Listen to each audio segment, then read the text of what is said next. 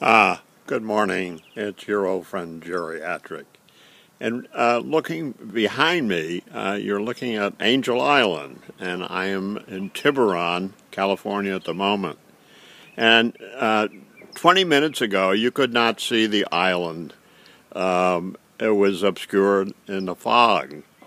And it reminded me of a good old friend by the name of Rod Brush, who was a PBY pilot during World War II, and was flying up the Pacific coast from, I think they left San Francisco. It was a squadron of the PBYs, which were amphibious and land planes.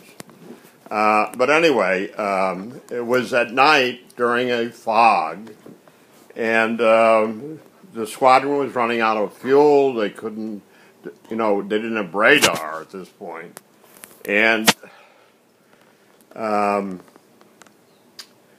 they were running out of fuel and crash landed on the coast of the state of Washington. And the water is bitterly cold up there. And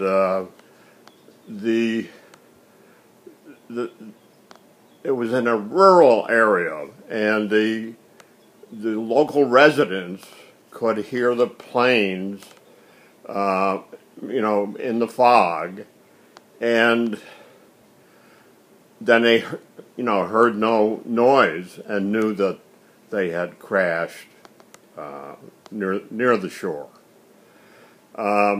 So they went out there, the local citizens, and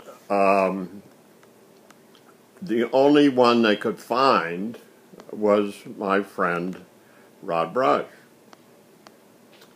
And he had been able to get to shore and was lying on the beach. They did not have an ambulance in this town, but they did have a hearse, which was an old-fashioned one. And I don't know if you remember them, but they always had little glass vases on the inside of it where they would, put flowers. And Rod at this point was still unconscious when they put him in there. And